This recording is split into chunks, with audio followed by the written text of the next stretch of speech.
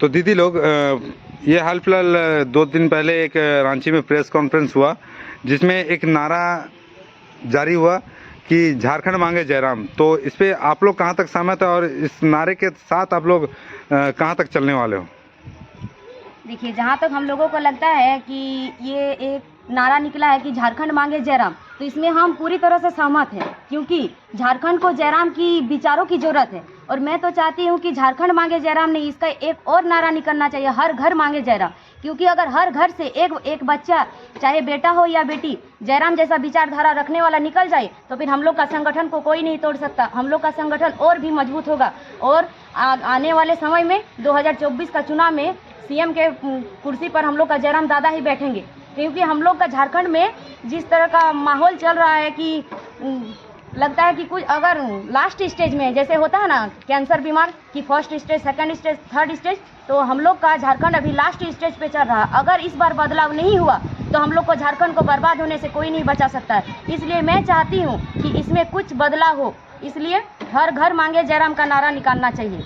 बड़ी बातें जेबीके से हमेशा करती है, बड़ी बातें जेबीके से हमेशा करती है और लोकसभा में कहीं ना कहीं मानता हूँ सम्मानपूर्वक वोट मिला, लेकिन मैदान में खिलाड़ी जीतने के लिए उतरते हैं ना कि हारने के लिए। और लोकसभा की हार से आप कहाँ तक सहमत है कि कहीं ना कहीं आप लोगों का जो जेबीकेएसएस है, आपका जो जेबीकेएसएस है, तो जेबीकेएसएस में कहीं ना कहीं कुछ है, दलालों की इंटरफेयर है, जिसकी वजह से आज लोकसभा हारी गई है।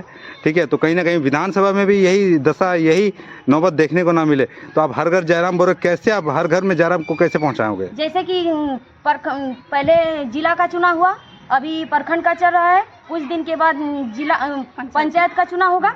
तो पंचायत लेवल तक पहुंचते ही हम लोग हर घर में काम करना शुरू कर देंगे। और अगर एक घर से एक बच्चा निकलेगा तो कैसे नहीं हर घर जयराम का डिमांड करेगा। आप एक बच्चे की बात करो, जयराम दादा ने वहाँ तो 5-5 लोग की बात की है, 5-5 लोग मतलब कि 500 लोग हर बूथ पे, बूथ की बात बता रहा हूँ।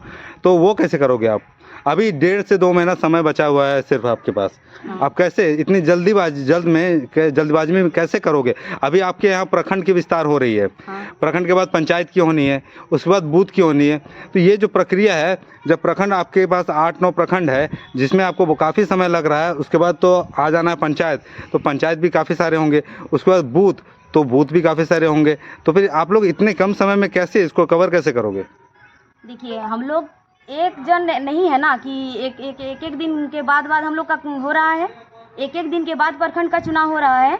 तो प्रखंड का चुनाव जैसे ही खत्म हो जाए, हम लोग के पास अभी 100 दिन है, 100 दिन में हम लोग का प्रखंड का चुनाव कंप्लीट हो जाएगा। उसके बाद हम लोग पंचायत लेवल में काम करेंगे। तो हर प्रखंड का जो चुनाव हुआ है तो वो अलग अलग प्रखंड का अलग अलग पंचायत में विस्तारित किया जाएगा। क्योंकि एक प्रखंड अगर जिला अध्यक्ष प्रत्येक प्रखंड में जाकर प्रत्येक प्रखंड का चुनाव करेंगे, लेकिन पंचायत तक नहीं पहुंच पाएंगे। इसीलिए प्रखंड का जो अध्यक्ष, सचिव, उपाध्यक्ष होंगे वही पंचायत के में विस्तारीकरण करेंगे। अभी जैसे जिला कमेटी का गठन सबसे पहले बोकारो में हुआ, उसके बाद धनबाद में भी हुआ। तो कहने का मतलब इस पे जो डिस्टेंस आ रहा है, जो दूरी बन रहा है, करीब हफ्ते भर का पड़ रहा है। नहीं, हफ्ते भर का पड़ रहा है जहाँ तक मुझे जानकारी है। अब जैसे बोकारो में जिला कमेटी का गठन हुआ, प्रखंड कमेटी का गठन हुआ, वो लिस्ट जारी करने में करीब 3 दिन से 1 हफ्ता का समय ले रहे हैं। तो मुझे नहीं लगता है कि आप लोग सक्षम होंगे, और सक्षम होते होते आप पहुँचते तब तक इलेक्शन आ जाएगा आपके सर पे। तो आप कैसे इसको पूर्ति नहीं कर पाओगे? मुझे नहीं लगता है। ऐसा नहीं होगा, क्योंकि देखिए जिला में थोड़ा टाइम लगा, लेकिन प्रखंड का विस्तारीकरण 50 में क्या बोलते हैं 10 को रखा गया, फिर एक दिन छोड़ 9 को रखा गया, फिर एक दिन के बाद ही चंदनकियारी में प्रखंड का कमेटी का विस्तारीकरण रखा गया। अब एक दिन के बाद फिर से 13 तारीख को बेरमो में विस्तारीकरण रखा गया। तो एक दिन का डिस्टेंस है। तो जैसे ही इसमें प्रखंड लेवल खत्म हो जाएगा, हम लोग का पंचायत लेवल में काम होगा। पंचायत लेवल खत्म होते ही हम लोग बूथ में काम करना शुरू कर देंगे। और जहाँ तक हमको पता है, हम लोगों को लगता है कि बूथ में काम होते ही हम लोग को हर घर तक पहुँचने में टाइम नहीं लगेगा, क्योंकि बूथ घर से ही जुड़ा हुआ है। हर बूथ का घर से ही कनेक्शन जुड़ा हुआ है। जैसे ही बूथ में पहुँचेंगे, हर बूथ का कहने का मतलब है कि बूथ में काम होगा तो घर में काम होगा, तब ना बूथ तक पहुँचेगा।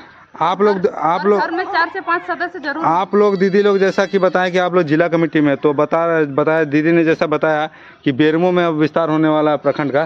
तो आप लोग कहीं ना कहीं महिला है, तो आप लोग कैसे संपूर्ण रूप से तैयार है कि आप बेरमो जाके वहाँ पे प्रखंड का विस्तार कर पाओगे?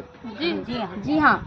चलिए, आप लोगों से बातें करके, चर्चा करके, आप लोगों का फीडबैक लेके काफ़ी अच्छा लगा। और मैं चाहूँगा कि झारखंड की जो जनता है देखे, और इन जो महिला दीदी लोग हैं, इनका जो जुनून है उस जुनून से वाकिफ़ हो और सशक्त जेबी केसेस को सशक्त बनाने की कोशिश करें। टाइगर जयराम के हाथों को मजबूत करें।